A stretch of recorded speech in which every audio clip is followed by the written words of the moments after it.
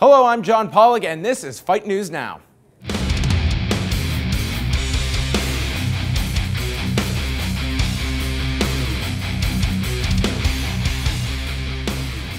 Hello and welcome to another edition of Fight News Now. I'm your host, John Pollock, and on today's show, we are getting you set for UFC 171 this Saturday night from Dallas, Texas, where a new welterweight champion will be crowned. You will also hear exclusive comments from Rashad Evans and Hall of Famer Ken Shamrock. John Ramdine and Robin Black will be by for 3 rounds, and we've got a look at Titanfall on the shift. But up first, we have this week's newsmakers.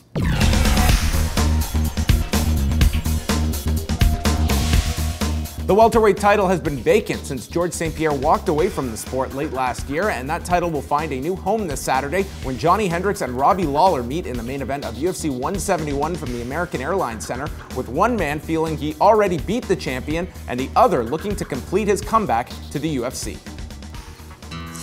And still! After UFC 167, welterweight kingpin George St-Pierre decided to ride off into the sunset. I have a bunch of stuff in my life happening. I need to hang up my glove for a little bit. So the UFC decided to award the welterweight title to the winner of a shootout in Dallas between Johnny Big Rig Hendricks. All you other 70-pounders, that's actually my belt. And ruthless Robbie Lawler. Comeback of the year, baby. I'm riding that wave and I'm coming for the title, plain and simple. I don't care what anyone thinks. That comeback came after going just 3-5 in the Strikeforce organization and included wins over Josh Koscheck and Rory McDonald. Things up. There you go, Jim. Take one. And it is all over! Lawler gives much of the credit to his new team. When I came back to the UFC, that's the first thing that American Top Team did. Forced me to spar at least twice a week and fine-tune everything, and that's why I'm really sharp right now. After losing a split decision to GSP in his most recent bout, Hendricks won't make the same mistake against Lawler. I don't want to leave it to the judges this fight. I want to make sure that I go in there and finish it. Also, I need to finish somebody. I haven't finished somebody in my last 2 fights. So I think I need to, however it can get done, I need a stoppage. The Texan has the more well-rounded skill set, and if things go bad on the feet, he can make you forget the night. You know what I mean? He should be able to put Lawler on his back, where the American Top Team member has looked vulnerable in the past. Wins have come via rear naked choke, make it 3, Jacare Souza! However, Lawler's takedown defense has looked great since returning to the UFC. Can Ruthless continue his resurgence and claim the UFC gold? I want the belt, and that's what I've been training my whole life for. Or will Big Rig run over Lawler and keep the welterweight title in Texas? That's going to be my title one day. Good Lord willing. It was back at UFC 167 that Hendricks almost left with the welterweight championship, but a split decision in St-Pierre's favor left Hendricks in shock. Recently, the welterweight commented on last November's fight and feels that Robbie Lawler actually represents a tougher test than St-Pierre, with Lawler victorious in his last 3 fights since returning to the UFC last year. You know, it was never about George. You know what I'm saying? It was always about the belt. The belt means everything. So a win next Saturday will be, my goals will be reached. Like I said, I can't think backwards. You know what I mean? I gotta think forwards. Look at our division. It's a pretty stacked division. Very talented people, you know, in the top 10. And you know, George is just, you know, now that he walked away, now it's time for one of us to make our own mark. You know, and that's pretty much what I'm looking at. Robbie, you know, if you make a mistake, we've seen it time and time again that he can knock you out. You know what I'm saying? So you really have to make sure that you stay focused, and that's a lot more dangerous fight. Just guys who can knock people out. That's, you know, you're one punch away from losing. You know, you don't know what's going to happen. All you know is that you're going to step into an octagon, and hopefully you get your hand raised. It is a fight that is promising fireworks given the striking pedigree of both men, but how are the pros breaking this fight down? We cornered a number of different fighters and asked them who will be leaving Dallas this Saturday in possession of the UFC Welterweight Championship. The first fight to kind of fill in the void of the welterweight division, it's a huge one. I love how Robbie Lawler came back. You know, he's definitely showed there is no end game. You can always reinvent yourself and come back even stronger. When it comes to Hendricks and Lawler, I've got to say Hendricks is going to have the edge just because of the wrestling side. Johnny Hendricks is the type of wrestler that if there's a scale that goes to 100, he tops out at like 116.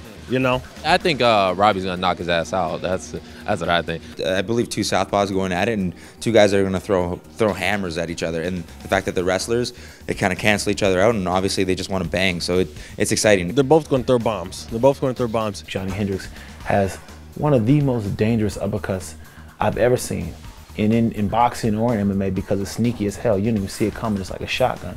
I know that Lawler has that knockout power. So does Hendricks. So what's the deciding factor? I mean, who gets to control the pace and the placement of the fight? I think it's Hendricks, and I think that'll be the difference. I think if it comes down to wrestling, Johny hands down. Even though I will tell you, Lawler has underrated wrestling. He's gotten better. He's worked on his wrestling. He's now got to the point where he can control the fight and keep the fight where he wants to go. Robbie being a southpaw is going to make a huge difference. It changes your game so much when you're fighting a southpaw. And I think that's been a huge advantage that Hendricks has had, is him being the southpaw and not having to fight other southpaws yet. If Hendricks stays striking with him, I think he's going to get knocked out. I think he catches Robbie, because Robbie has the tendency sometimes he like to brawl a little bit. And I think trying to brawl with a guy like, you know, it's not going to go good. He's going to get caught. I will watch it, probably on TV. And I believe standing up, they both have the power to knock each other out one punch. But I believe if the fight goes into a wrestling and grappling match, Hendricks has a slight advantage. UFC 171 will be a welterweight showcase with 3 welterweight bouts on the pay-per-view portion, and that includes former interim champion Carlos Condit meeting Tyron Woodley. Woodley is 2-1 in the UFC since coming over from Strikeforce and is hopeful that a win will earn him a title opportunity, but Woodley was very vocal at a recent Q&A regarding another fighter's hopes of fighting for a title ahead of him. I think Roy needs to get out of here, to be honest. You know, Carlos finished Roy. He has a very skewed memory. You know, he got finished by Carlos and he just lost to Robbie. For me, to defeat Carlos Condit, that's more important than him defeating Damian Maia any day of the week. And, you know, I think if this is a #1 contendership bout, this just goes both ways. It's not just if Carlos wins, it's also if I win. And I think it's kind of comical that he thinks all of a sudden he's just going to jump in front. Same as Diaz, thinks he's just going to jump in front. I think they share in the same bag of weed. Many were surprised that Robbie Lawler got the nod to fight Johny Hendricks for the vacant title ahead of Carlos Condit, even though Condit and Hendricks did fight last March, with Hendricks the victor. Condit will now do battle with Tyron Woodley underneath the main event, and we recently spoke with UFC light heavyweight Rashad Evans about breaking down this welterweight affair, which could produce the next title contender. Man, I love the natural born killer. I used to train with him in Albuquerque, New Mexico, and I'll tell you what, he's hard-nosed, hard as hell. He finds a way to get it done in almost every single area, whether it's stand-up, whether it's on his back, whether it's on top. Now, T. Wood is tough. T. Wood has power in his hands, and his stand-up's got a lot better. And he has ability to control the pace of the fight, being the fact he can take you down, and he can keep you down. So with that said, I'm going to give it to T. Wood just because I think, athletically speaking, his athleticism is going to be able to offset Carlos Condit, and he's going to be able to control the pace of the fight, and he's got the power to maybe even put Carlos Condit in some trouble, because Carlos is going to want to keep his fight standing. And we now move on to the tweet of the week from Johny Hendricks, as the potential welterweight champion gets set for his big fight Saturday night in Dallas, and he's showing us his ability to bend over backwards in preparation for Robbie Lawler. And finally, Ken Shamrock was in town this past week. The UFC Hall of Famer was a key part of both the mid-90s and mid-2000 popularity peak for the UFC as one of their top pay-per-view draws in company history. We spoke with Shamrock regarding his generation of pioneers to the sport and where they find themselves in 2014. Well, it's a shame. You know, if you look at guys who have big personalities, the Titos, you know, the Franks, you know, you can go on down like Tito Ortiz, you know, all the way down the line, that the fans really lock in on, because they blow up off the screen. Their personalities generate interest with the fans. If you look and you go down the line of all those people, they're all out of the UFC. They're all, even if they competed in there and they did well, obviously made lots of money for the organization, but when their time is up, they basically spit on them and kick them out. And the only thing that I can understand about it is that it's almost like they don't want fighters to be bigger than the actual event itself, which makes no sense because they're the ones generating the money and they're driving the organization. So all these people that were there at one time are all now, especially after they're done fighting, are being shoved under a carpet like they never existed, or under a porch, as Dana White said, trying to be relevant. Well, those relevant people are the ones that made the UFC what it is today. And that was just a very small portion of the interview this man conducted with Ken Shamrock. You spoke to him for close to an hour. Yeah, it was a great time. You know, the plan was just to do 22 minutes, but things kept rolling, and it was interesting to hear from a true pioneer. He wants to leave mixed martial arts better than when he started. He wants to see some great stuff for the athletes to be treated the same way that NFLers, NHLers are treated, and rightfully so. And that will be coming up on a future toe-to-toe, but what is coming up next on 3 Rounds? Well, we'd be crazy if we were talking about anything but UFC 171. We get to see where the welterweight picture is kind of headed. All that and more when Robin Black steps in when we come back on Fight News Now.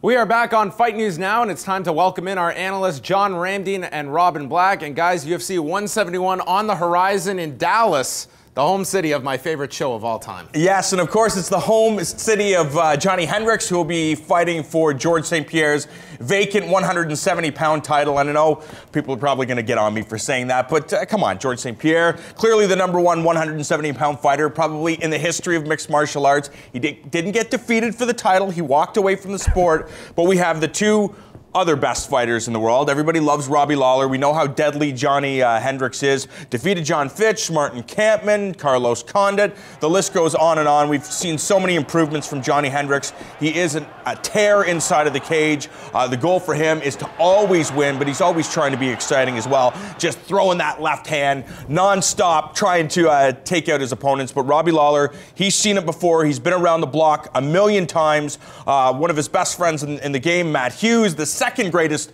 welterweight champion of all time. So you know that Robbie Lawler, training at American Top Team, is going to be in tip-top form going into enemy territory. Yeah, man, this is a great fight. And I know you like getting under people's skin with that George St-Pierre stuff, but I got to agree with you. George is the best welterweight, and nobody beat him for that belt. But he's gone now, and these are the two best 170-pounders in the world. I wish I was in Dallas this weekend for the show, but also my wife is performing, and we will rock you in Dallas this weekend. It's a great weekend to be in Dallas. This fight, fantastic, top to bottom, the best 170-pound fighters on the planet. We know that Robbie Lawler has knockout power in both hands. Johny Hendricks, the guy that loves to move forward. You've talked about it in the past. Could Johny Hendricks be kind of falling into the trap of Robbie Lawler? Or do you expect that he'll be able to handle the punches? Because people say, well, you know, wait till you get hit by Robbie Lawler. This guy just has a different level of knockout power. We know that Johny Hendricks, as I mentioned before, faced Carlos Condit, defeated Carlos Condit. Carlos Condit also has knockout power in his hands, in his knees, but does he have the one-punch knockout power that Robbie Lawler possesses? Very few guys have the one-punch knockout power that Robbie Lawler has. The way this fight comes together is fascinating. There's a ton of variables, and I think that's why it's so exciting. Sure, you're sad to see George go, but this opens this whole division wide open. And Hendricks, was that last fight, was that the big fight? Do you know what I mean? Was that the one that you came to win? Was that the fight that meant everything in your life? And this is a consolation prize. You ask him, the answer he'll give you is absolutely not. But did he push as hard as he could push there? And maybe this one doesn't feel quite the same. Hendricks also drives forward very, very hard with that straight left. And Lawler outstanding with the counter right hook and the right uppercut. We've seen him use it against guys coming in with the straight left. So that weapon is there for him. Don't be surprised also, we talk about their fantastic takedown defense. Is Lawler, you know, as good of a wrestler as Hendricks? Well, what if Lawler tries to initiate the takedown? You know, these high-level wrestlers, a guy like Hendricks, being on his back might be the most vulnerable place to put him. So who knows, man? This one's going to be good. Will it go 25 minutes? I don't expect it to, but if we start seeing late in the third, maybe we've, you know, reduced a little bit of these guys' power enough that we'll see it go 25. We move on to the co-main event, Carlos Condit and Tyron Woodley. A lot of people felt that in the fight with Carlos Condit and Johny Hendricks, if this fight had have gone another round, had have gone 2 more rounds, that Carlos Condit would have won that fight. But come on, who knows? You'd have no idea. Carlos Condit could also knock Johny Hendricks out in the next round with a knee, or Johny Hendricks could have knocked Carlos Condit out. You just never know. Shoulda, woulda, coulda. But this fight with Tyron Woodley, he says he's ready to go. He's ready to perform. And I think you talk to any fighter on the planet, they know that Carlos Condit is one of the most gifted, not only in the 170-pound division, but in the entire sport. I think 27 stoppage victories. He's got like 14 knockouts, 13 submissions. He's faced some of the best fighters on the planet and always looks good, even when he loses fights. Kicked George St-Pierre in the head. Yeah, he sure did, and dropped him. You know what? Tyron Woodley is super athletic. He's super explosive, and this is a very big test for him. Would he have liked to maybe get one in slightly below the top 3 of the division? I mean, he's ready for it, but it's just such a giant step up. And the book on Condit is you beat him with your wrestling. Well, if you're Condit, that's what you've been working on. You started working on it well before you fought George St-Pierre, and then you had to deal with it with Hendricks, and you've been working on it ever since. In my opinion, the biggest story of this fight is going to be the massively improved wrestling of Carlos Condit. Right now, he has one of the worst takedown defenses over the course of his career because he put so much effort into being a great striker and so legit off of his back that he wasn't concerned about being taken down. But at this level, you got to be, and he's going to be massively improved. Also on the card, Ricky Story taking on Kelvin Gastelum, the Ultimate Fighter winner. Ricky Story training for this fight, prepared with Jake Shields, who's going to be taking on Hector Lombard, and another awesome welterweight matchup. So we're going to get a real clearer picture, or are we going to get what happens if Robbie Lawler knocks out Johny Hendricks, and then what? Shields beats him. Like all of this. However, absolutely. Just throw it all on the table. You know, Shields is an interesting one. I think in the last 9 years, in 21 fights, he's lost to George St-Pierre, and he got knocked out like a couple of weeks after his father died. You know what I mean? By Jake Ellenberger. Yes, exactly. Who, in that first minute, puts a lot of heat on you. But nobody does that more than the man he's facing, so that's real. But, I mean, the last 9 years, 21 fights, and that's it. Jake Shields is a workhorse. Jake Shields is going to win this fight. And I think that the thing about Jake Shields is he knows how to win fights. He perseveres. He trains very hard. He works with Gilbert Melendez and Nick Diaz and all those guys. So they'll be all prepared. But amazing. 171, John, I'm just so excited. I know I get excited about a lot of cards, but this card, some top-tier talent, great matchmaking, and you get to see, you know, where things are going. Yeah, this one I think certainly warrants the hype going into Dallas. Thank you, guys, and you can always catch them Monday nights here on Fight Network, 7 Eastern, with 5 rounds. On the other side, we've got the shift coming up as well. We've got another viral video for you when we come back on Fight News Now.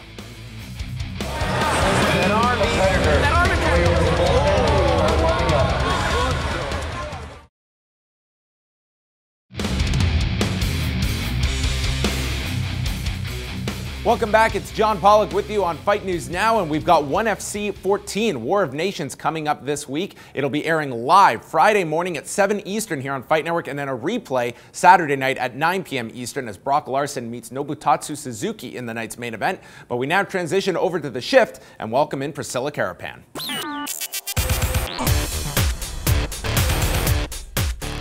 Titanfall is the latest first-person shooter that combines a traditional strategic shooting game with massive robotic weaponry. And Robin Black got the chance to test out this Xbox One exclusive. Robin Black here for The Shift. We are at Tattoo Rock Parlor in Toronto, Ontario, and we're here for Xbox's exclusive launch of Titanfall, the new game. And man, I didn't expect it to be this crazy. It feels like a big movie premiere or a UFC title fight. We're gonna have a lot of fun.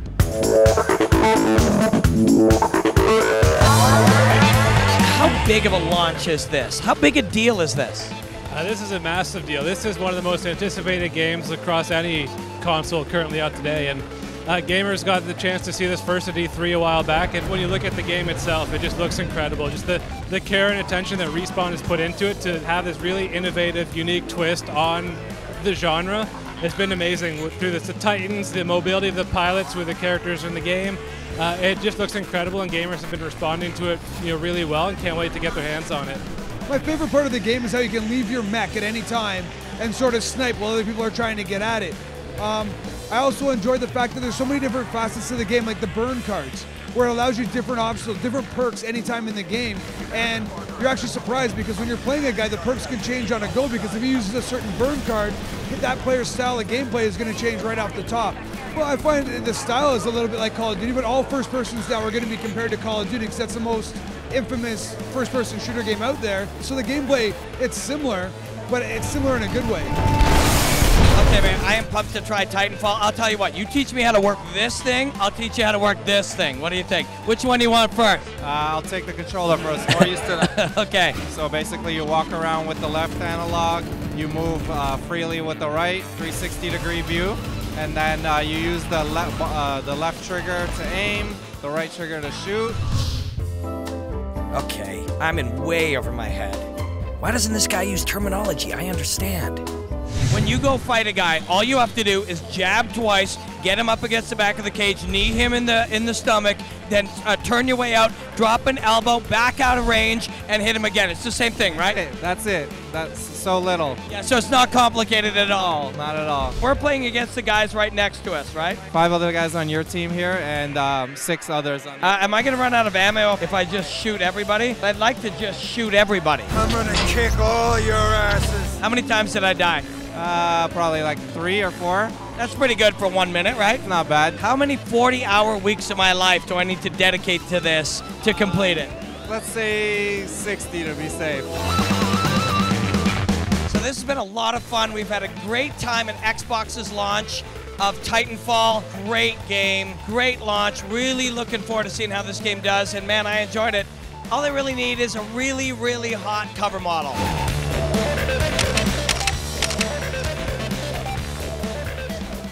That's it for the shift this week. Back over to you, John. Thank you, Priscilla. And there's only one thing left to call it a full edition of Fight News Now. It's this week's viral video, and here it is.